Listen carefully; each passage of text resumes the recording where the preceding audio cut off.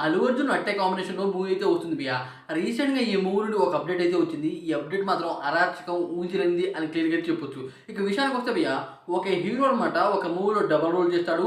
Triple roles కూడా చేస్తారు. Triple role చేయడం అనమాట చాలా తక్కువ. ఇది చాలా తక్కువ స్థాయిలో అయితే ఉంది. మన సీనియర్ ఎన్టీఆర్ గారు, అలాగే మన చిరంజీవి గారు, మన జూనియర్ ఎన్టీఆర్ గారు అయితే చేశారు ఇలాంటి రోల్స్ అనమాట. అయితే అల్లు అర్జున్ అనమాట ఈ రోల్స్ అన్ని మడత పెడుతున్నాడు అని క్లియర్‌గా చెప్పొచ్చు. ఒకే మూవీలో 4 పాత్రలైతే చేస్తున్నాడు. ఇదైతే ఎవరు ఊహించుకోలేనిది అని క్లియర్‌గా అయితే చెప్పొచ్చు. తాత, కొడుకు, మనవళ్ళ అయితే ఇద్దరైతే ఉంటారంట. ఒకే మూవీలో 4 రోల్స్ అంటే అది మామూలు విషయం కాదు. ప్రెజెంట్ అనమాట ఈ మూవీ షూటింగ్ ముంబైలో జరుగుతుందంట. పెద్ద షెడ్యూల్ 3 నెలల షెడ్యూల్ అంట. ఆ షెడ్యూల్ కంప్లీట్ అయిపోయిన తర్వాత ఈ మూవీ నుండి ఒక గ్లిమ్ వచ్చే అవకాశం అయితే ఉంది అని క్లియర్‌గా అయితే చెప్తున్నారు. అల్లు అర్జున్ అట్లే కాంబినేషన్‌లో వస్తున్న మూవీలో నలుగురు హీరోయిన్స్ భయ్యా. అయితే నలుగురు హీరోయిన్స్‌లో అనమాట ఒక హీరోయిన్‌కి అల్లు అర్జున్‌కి బాగా కాంబినేషన్ కుదిరి దాదాపు 1800 కోట్లయితే కొట్టారు. ఆవిడ ఎవరో కాదు, రష్మిక మందన. రష్మిక మందన గారు ఈ మూవీలో నెగెటివ్ రోల్, విలన్ రోల్ అయితే చేస్తున్నారు. జాన్వీ కపూర్, మృణాల్ ఠాగూర్, అలాగే దీపికా పడుకునే గారు ఈ మూవీలో అనమాట కొన్ని కీ రోల్స్ అయితే చేస్తున్నారు.